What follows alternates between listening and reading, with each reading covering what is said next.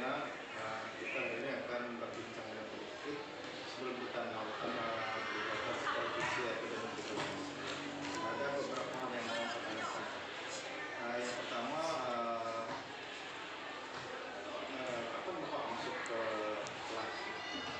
Hari Rabu juga tanggal 3 Mei 2023. Kita sepakat ya dalam pertemuan ini kita akan melakukan supervisi. Kemudian kelas berapa? Kelas 7F. Saya akan bertanya yang pertama, dalam kegiatan kemudian nanti apa tujuan pembelajaran yang dicapai? Tujuan yang dicapai dalam pembelajaran nanti yang pertama adalah siswa bisa menjelaskan apa namanya budaya India ke Indonesia, dan yang kedua siswa bisa mendeskripsikan proses masuknya dari India ke Indonesia. Itu dua tujuan yang Kemudian area pengembangan yang akan dicapai kira-kira sejauh areanya ada dua. Yang pertama mengembangkan kemampuan intelektual negara menyampaikan materi secara jelas dan mudah sama siswa, menjadikan kegiatan pelajaran yang diferensiasi sesuai dengan kebutuhan siswa yang pertama. Yang kedua, mengembangkan kemampuan sosial fungsional dalam melatih siswa yang memiliki keberagaman kemampuan. Ini dua area yang ingin dikembangkan. berdifferensiasi sama dengan PSDM ya. Ya. Yang terakhir Pak, strategi apa yang mau persiapkan agar kegiatan pendidikan nanti bisa berhasil yang baik?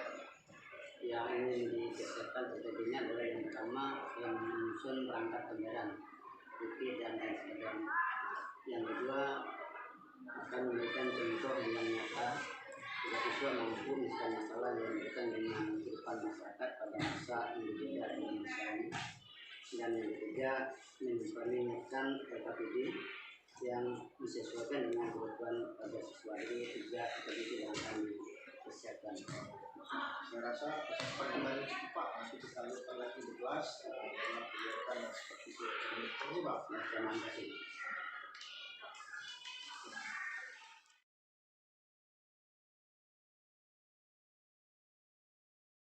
Siswa semuanya siap. Bagaimana kabarnya? Apakah dalam keadaan baik semua?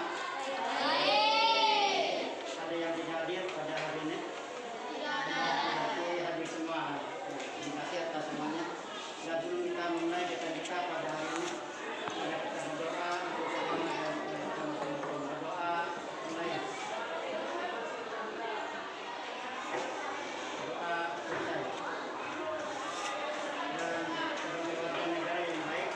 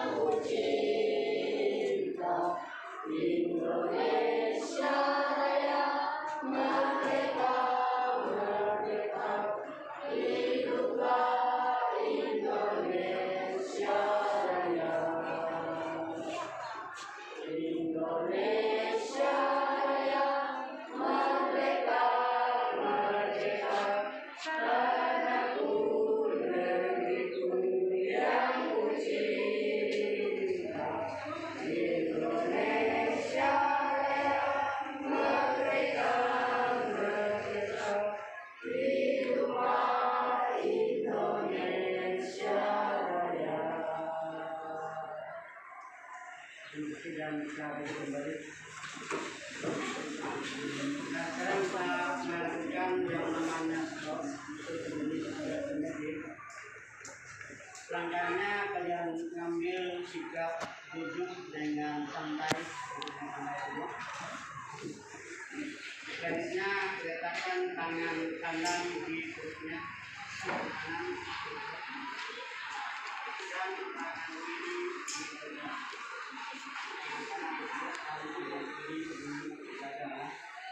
Selanjutnya tarik nafas perlahan-lahan, dan merasakan bagaimana bahwa Tuhan telah memberikan kepada kita nafas hidup hingga saat ini. Dan kita menyadari nafas itu bahwa Tuhan masih mempercayakan nafas kita menghidupkan hingga saat ini. Nafas dihidupkan dan lanjutkan dengan pelan-pelan. Sekali lagi tarik nafas pelan-pelan, lanjutkan pelan-pelan, dan rasakan gerakan-gerakan yang ada di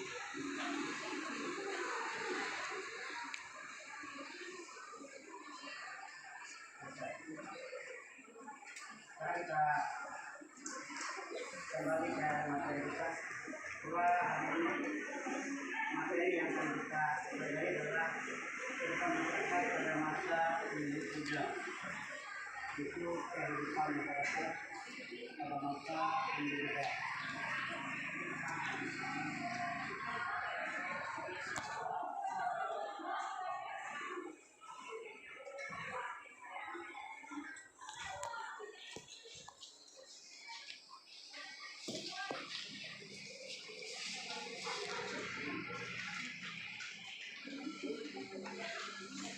Kalau di buku paket terdapat di dalam halaman 523, dan untuk tujuan pelajaran yang akan kita harapkan bisa kalian pahami pada materi hari ini ada dua tujuan. Yang pertama adalah kalian bisa menjelaskan awal masuknya budaya India ke Indonesia. Tujuannya ada dua. Tujuan pelajarannya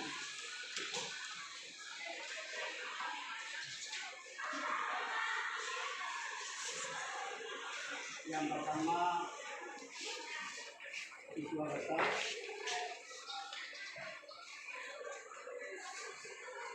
menjelaskan awal masuknya budaya India.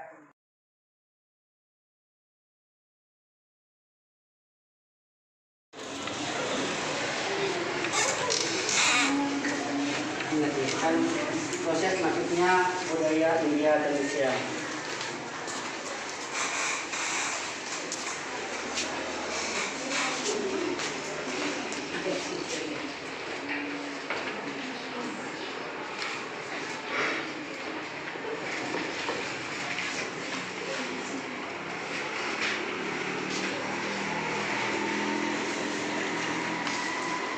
Dari materi tersebut tentang kehidupan masyarakat pada masa Hindu Buddha di negara kita, dan dari materi ini diharapkan dua tujuan tadi bisa kalian pahami. Berharap bagi kelompok yang bisa belajar hanya bisa menggunakan melihat video, bisa nantinya menonton videonya yang ada di laptop yang tersedia. Dan bagi kelompok yang hanya bisa belajar dengan membaca buku teks, kalian mencari buku teksnya di buku paket halaman 223 sampai dengan halaman 225. Jadi buku paket halaman 123 sampai halaman 225. Sementara yang kelompoknya ini nantinya Bapak menjelaskan tentang bagaimana maksudnya Hindu Buddha di Indonesia. Berharap kalian yang menggunakan buku paket dipelajari materi tentang prosesnya masuknya Hindu Buddha di Indonesia, dan juga yang menggunakan laptop bisa dibuka dan disimak materinya. Di sudah diulas proses masuknya dengan teori-teorinya.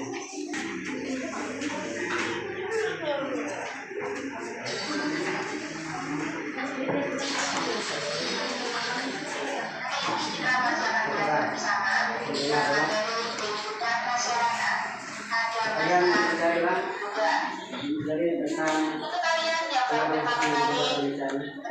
sekarang saya kepada teman-teman bahwa maksudnya melalui juga di Indonesia diawali dengan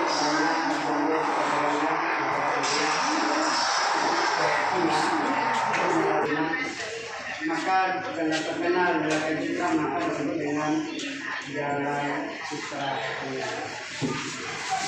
dengan darat yang awalnya dilalui melalui jalan citra dari India ke China. Lama-kelamaan jalur citra ini terdapat ini tidak aman karena banyak perampoknya. Sehingga para pedagang yang dari China ke India atau sebaliknya dari India ke China, mereka was-was untuk melalui jalan ini. Mereka beralih mencari jalan alternatif yaitu melalui jalur laut.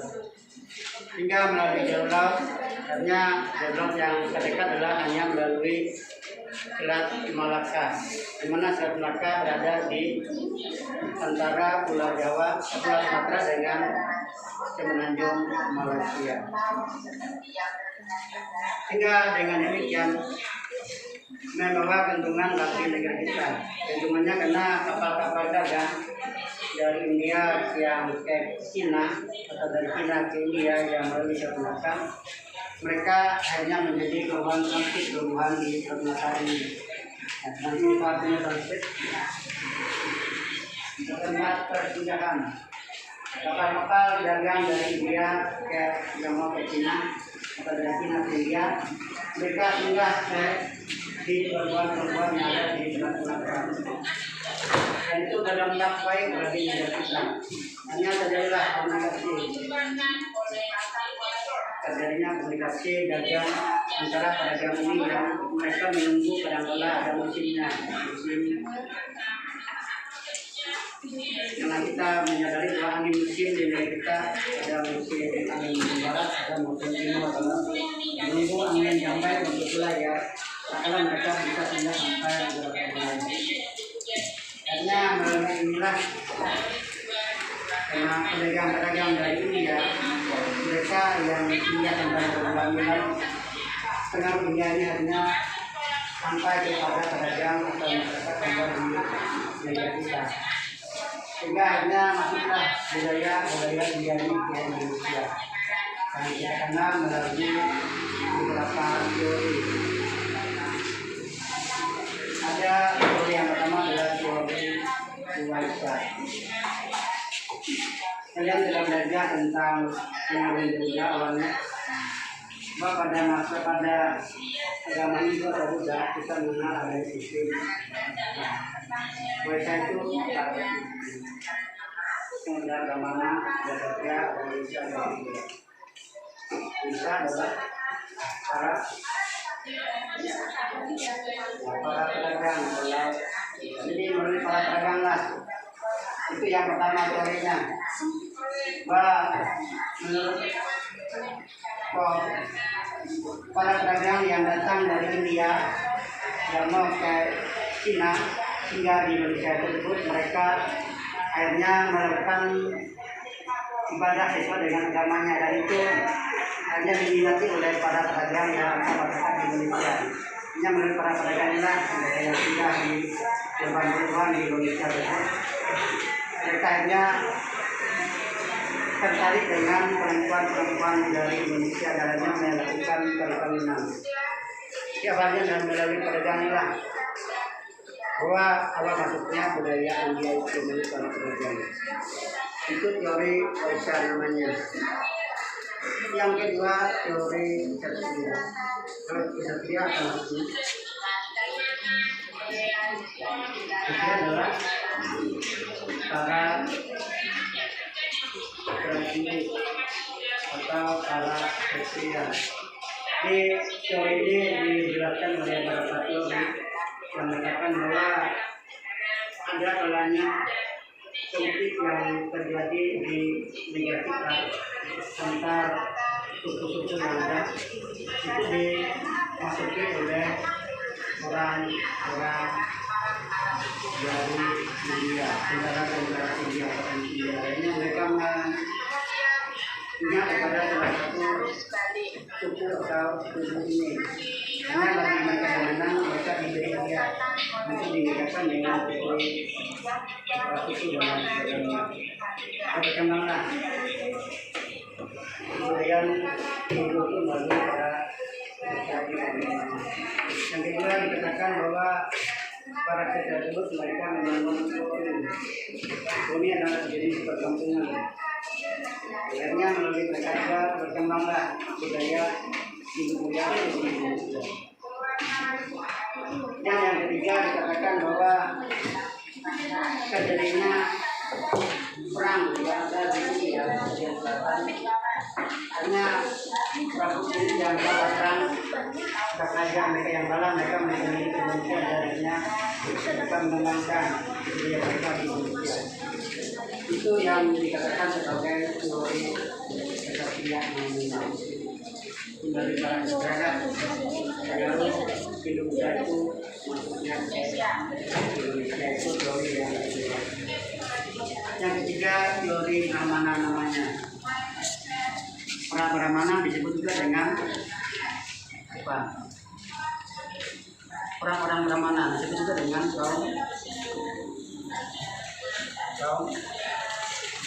kaum pendeta. Jadi dikatakan bahwa masuknya ada pengaruh Hindu Buddha besar dalam melalui para Brahmana atau para pendeta. Dan itu dikatakan mengapa masuknya pengaruh Hindu Buddha ke Indonesia melalui para Brahmana, karena prasasti yang ada ditemukan itu semuanya berbahasa Sanskerta dan huruf Pallava dan bahasa Sanskerta hanya bisa dipahami oleh atau dibaca oleh para Brahmana. Para pendeta Hindu Buddha yang menguasai bahasa Sanskerta ini. Sehingga dengan demikian dikatakan bahwa para Brahmana yang menyebarkan agama Hindu Buddha ke Indonesia ini. Dan teori yang keempat adalah teori arus balik namanya.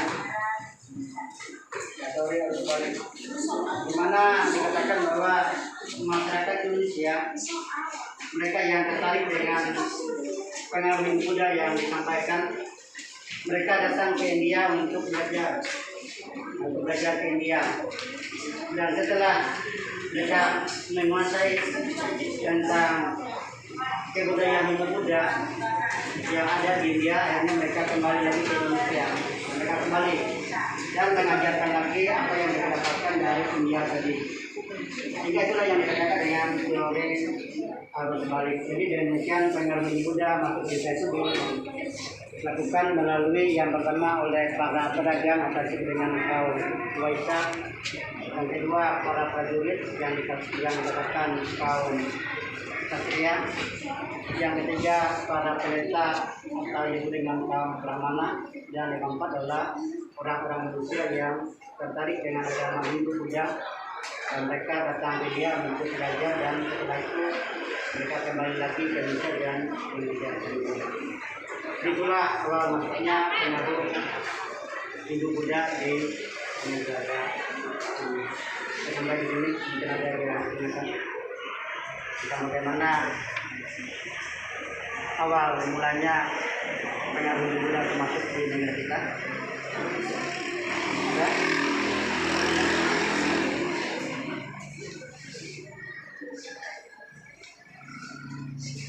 Bisa dipahami? Yang belajar melalui buku paket bisa dipahami tentang awal masuknya pengaruh Hindu Buddha di negara kita. Bisa. Buku ini bisa juga mempelajari tentang awal masuknya pengaruh Hindu Buddha di negara kita melalui materi yang sudah terjadi tadi. Ya. Sementara kelompok ini yang melalui yang kedua bisa memahaminya tentang bagaimana prosesnya yang terjadi di Indonesia ini. Kelompok ini bisa juga mempelajarinya. Sekarang Bapak minta kalian mengerjakan tugas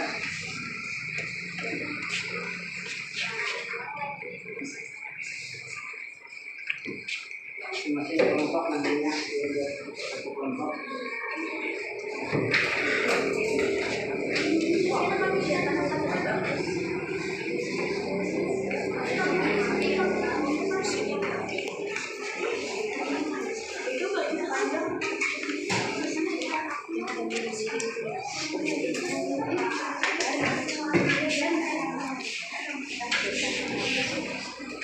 Ini pertanyaan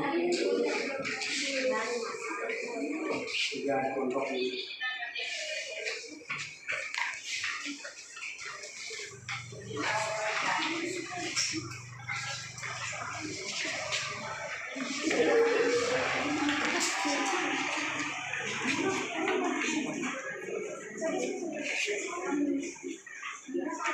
Nah, sekarang tugas yang kalian kerjakan itu yang pertama adalah setelah kalian mempelajari materi tentang pengaruh masuknya Indonesia di negara kita. Pertanyaan yang pertama nantinya kalian kerjakan di kelompok adalah pada awalnya perdagangan antara Cina dan India itu dilakukan melalui jalur darat yang dikenal dengan nama jalur Pusra atau Jalan Pusra. Tapi lama-kelamaan jalan Pusra ini ditinggalkan dan mereka beralih ke jalur atau jalan laut. Dan mengapa jalur Pusra atau jalan darat ini ditinggalkan dan mereka beralih ke jalan atau jalur laut, itu di pertanyaan yang pertama. Pertanyaan yang selanjutnya, itu nomor yang selanjutnya, kalian mempelajari bahwa ada beberapa teori tentang masuknya pengaruh Hindu-Buddha. Ada 4 teori masuknya pengaruh Hindu-Buddha, dan dari keempat teori ini kalian akan mencari manakah atau teori manakah yang menurut kalian teori yang paling cocok. Teori yang paling cocok dari keempat teori tersebut yang awal masuknya pengaruh Hindu-Buddha di negara kita, dan sebutkan alasannya. Kenapa alasannya? Boleh memilih salah satu dari keempat teori tersebut, mana yang paling cocok dan apa alasannya. Bapak harap dikerjakan di lembaran 8 yang Bapak kasih tadi. Masing-masing satu kelompok, satu lembaran dapat dikerjakan. Dan nanti kita presentasikan. Jadi kerjakan nomor 1 dengan nomor yang ketiga lah, satu dan nomor 3. Coba ulangi pertanyaan yang pertama. Mengapa dari jalur Pusra beralih ke jalur laut bagian darat? Kerjakan nomor 1 dan nomor 3 lah.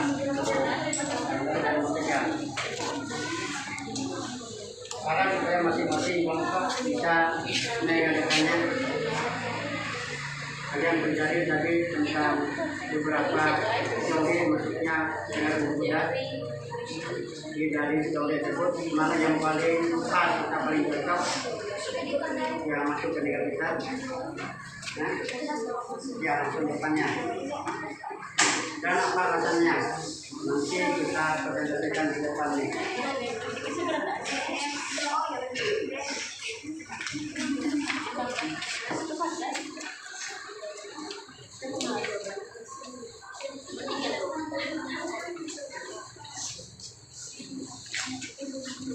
Cukup satu dalam satu kelompok lah.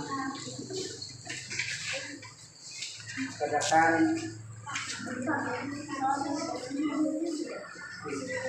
ditulis soalnya nama-nama kelompok yang kerjakan ini satu dan yang terakhir. Tuliskan soalnya.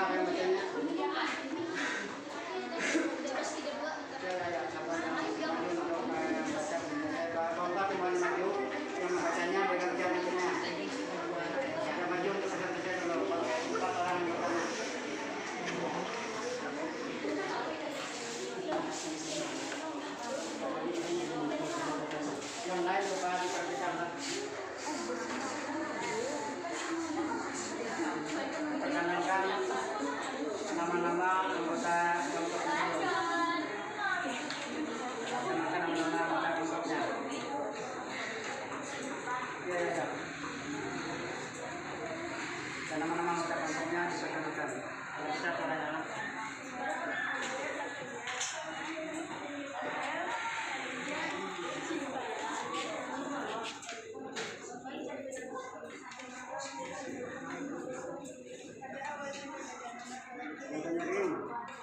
Pada awalnya perdagangan antara Cina, India, dan Eropa melalui jalan darat yang disebut dengan jalan Sutra. Tetapi kemudian beralih melalui jalur laut.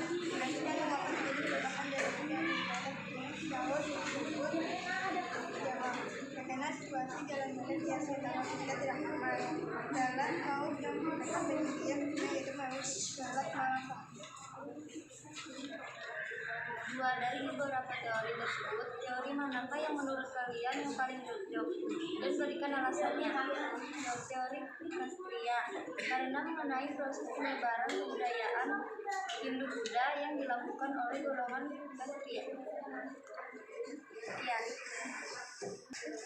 Sekarang apakah ada pertanyaan kepada kelompok ini tentang apa yang hasil tentang kedua pertanyaan tadi? Yang pertama, mengapa awalnya jalur darat yang dikenal dengan Jalan Sutra yang akhirnya beralih ke jalur laut? Dan yang kedua, mereka mengatakan bahwa dari Buddha ke Indonesia ini teori sejarah yang paling cocok dengan alasannya tadi.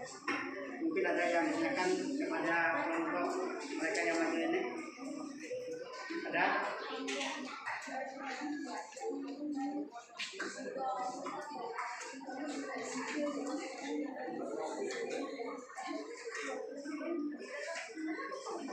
Tidak ada. Kalau sudah kelompoknya mereka untuk maju presentasi dulu.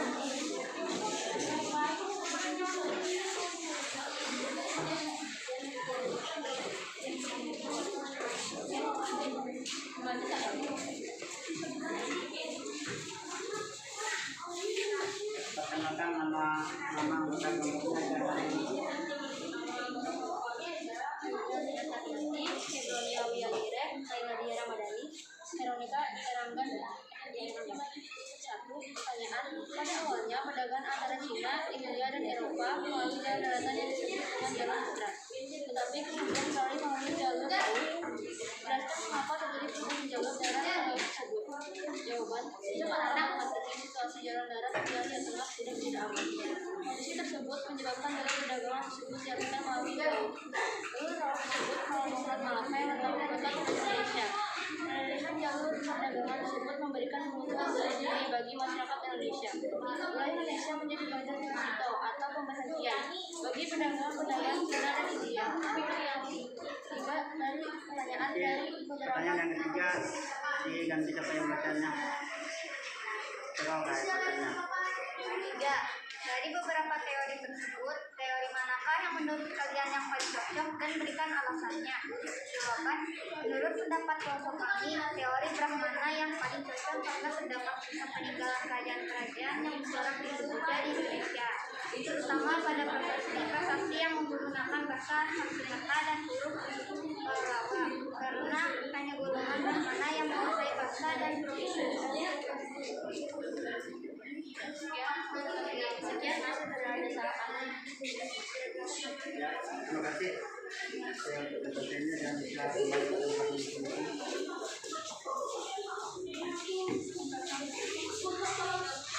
sekarang kita telah menyaksikan presentasi dari kelompoknya Aurel yang teman-teman dan kelompoknya Veronica bahwa mereka beranggapan mengapa jalur darat yang awalnya dilakukan perdagangan antara India ke Cina dan sebaliknya hanya ditinggalkan melalui jalur laut karena jalur darat katanya tidak aman karena ada banyak perampok dan akhirnya mereka menggunakan jalur laut itu yang pertama. Dan kelompok Aurel mengatakan bahwa dari 4 teori yang ada mereka mengatakan teori Ksatria yang paling cocok. Sementara menurut kelompoknya Veronica, mereka mengatakan bahwa teori Brahmana yang paling cocok.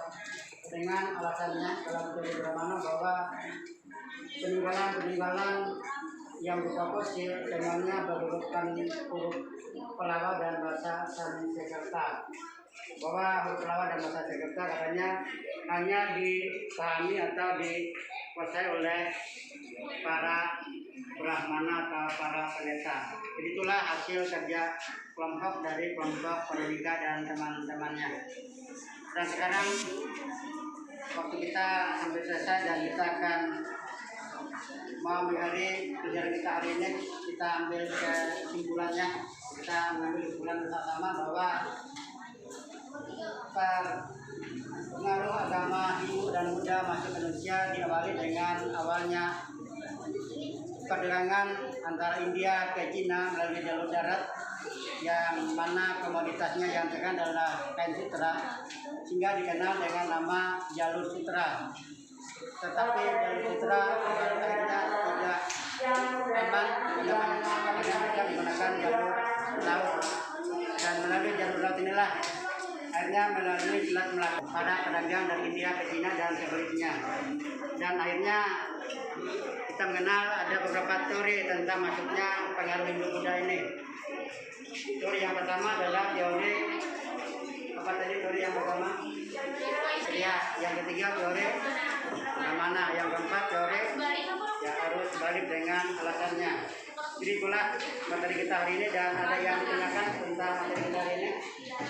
Tidak, kira pelajaran kita hari ini kita akhiri, dan nantinya kita pelajari bahwa bagaimana setelah masuknya pengaruh Hindu Buddha ini kita belajar tentang kerajaan Hindu Buddha di negara kita. Ini materi kita tentunya berhubungan dengan kerajaan Hindu Buddha di Indonesia. Barat akan mempelajari tentang kerajaan tersebut, mulai dari Kerajaan Kutai, Kerajaan Tarumanegara, dan Kerajaan Mataram Kuno untuk materi kita selanjutnya. Kira untuk materi kita hari ini kita ini dan selamat siang.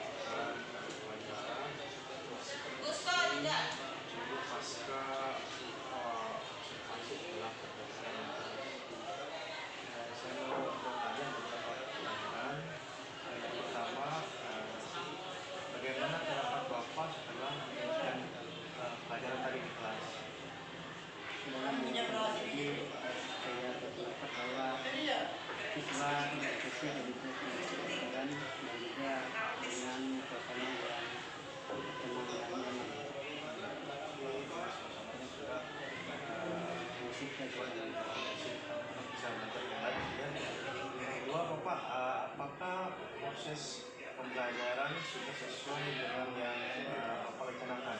Sudah direncanakan mulai dari awal pembukaannya dengan penutup siswa. Apakah Bapak menceritakan hal-hal yang dirasakan memuaskan dalam proses pembelajaran tadi?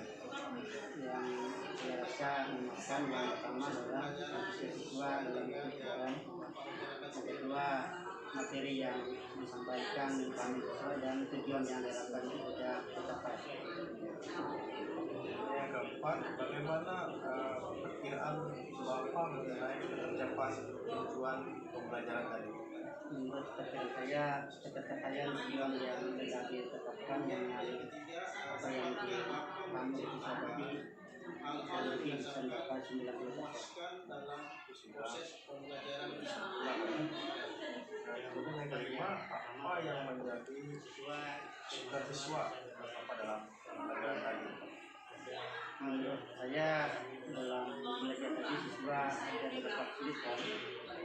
Yang pertama terutama mereka yang biasa belajar menggunakan akan menonton video. Nah, alat atau media yang digunakan yang ada hanya dua, sementara mereka anggotanya cukup banyak. Itu yang pertama kekurangan media. Untuk mendapatkan alat ya, menggunakan alat. Dan apa yang menjadi kesulitan Bapak dalam pembelajaran tadi? Jadi kesulitannya yang pertama karena siswa ada 3 kelompok dalam belajar. Yang pertama belajar melalui melihat video, yang kedua melalui teks, dan yang ketiga melalui mendengarkan ceramah atau dijelaskan. Ya kadang-kala mereka yang menggunakan teks tidak terlalu fokus, kadang-kala terdengar mendengar yang ceramah ini. Itu kesulitannya. Itu mungkin kesulitan yang saya rasakan. Jadi Pak, adakah alternatif lain yang Bapak siapkan untuk mengatasi kesulitan Bapak tadi? Untuk mengatasi hal yang demikian kesulitan Bapak tadi, kemungkinan yang pertama kita gunakan kelompok yang agak kecil sedikit tentunya.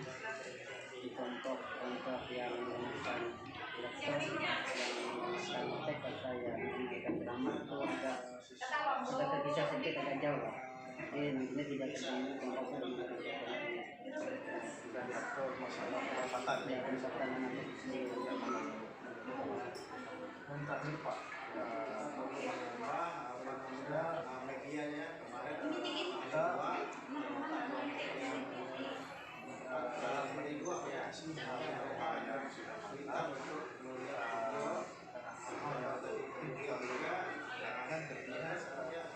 biasa masyarakat. Ini berdasarkan yang saya pengalaman tadi, karena yang pertama kesulitan siswa adalah kekurangan alat.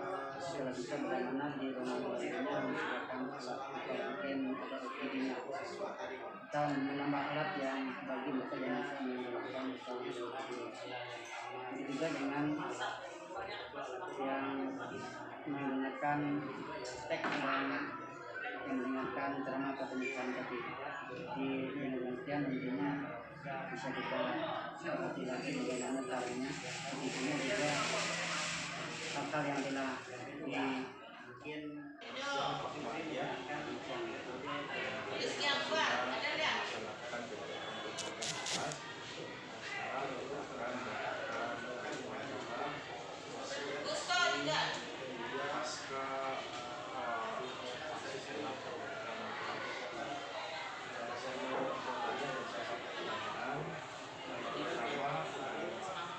bagaimana pendapat Bapak setelah melakukan ajaran tadi di kelas? dalam jadi saya berpendapat bahwa siswa berfokus untuk pelajaran tidak dengan suasana yang cukup tenang dan nyaman. Suasananya sudah Musik kegiatan masih sangat baik ya. Yang kedua Bapak, apakah proses pembelajaran sudah sesuai dengan yang Bapak rencanakan? sudah dilakukan mulai dari awal pembukaan Semuanya. dengan penutup siswa.